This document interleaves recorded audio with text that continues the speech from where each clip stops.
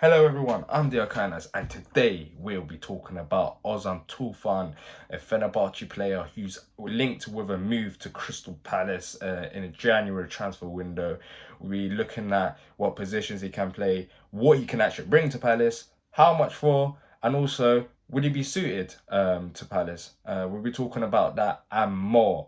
So let's get into it. So Leicester City and Palace travel to the game on Sunday to watch Tufan play against Besiktas, where he actually scored a goal and got an assist.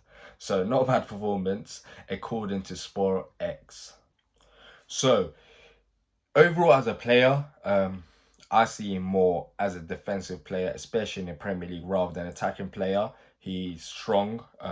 He likes to dribble and doesn't hesitate. So that is a massive positive, especially in the Premier League. We know that fullbacks, if he does play right back, which I assume that if he does come, he will do, you need to do more than just defending. And getting a player like Tufan, who is not scared to dribble the ball, can be a massive addition for us, especially for depth and also to compete with Joe Ward.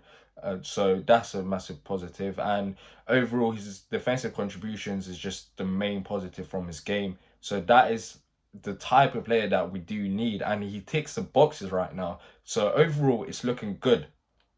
His contract runs out in the summer, where this is where things get interesting.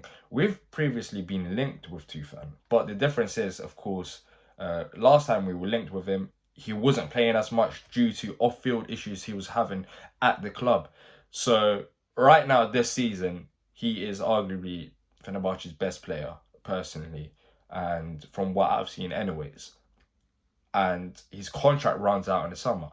So on a whole, I think we can get him on a pretty cheap deal. First and foremost, clubs in Turkey are in debt, and they would be willing to sell at reasonable price. And if we're talking about reasonable price, I think maximum 50 million, but it can go even cheaper than that. I think it can go half point than that. I think we can get him for 7 million if he doesn't agree to sign to a contract extension, which right now, going into the January transfer window, nothing has happened so far. There's been talks in Turkey that Fenerbahce are trying to tie him to a new contract, but nothing officially has happened, and he's still, he's as of today, he is leaving in the summer. So we could get him on for pretty cheap. So that's suitable, especially for us, where Roy Hodgson talked about the American owners and talked about funds. So he should be able to be affordable, even by Palace's standards, where right now it seems like in January transfer window, we were looking at more loan moves rather than permanent moves. But I think realistically, we can still get him if he goes for that cheap, as I said, of 7 million. Should we get Tufan? I think so.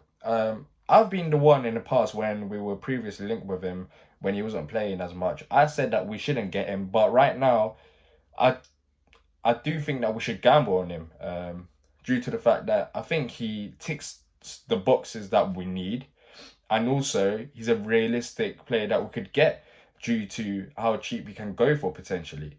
I mean, yes, he has been Fenerbahce's best player, but as I said, his contract runs out in the summer, and if we can't afford a player like Tufan, where, as I said, even with his contract not running out in the summer, I think maximum he would cost us around 15 million.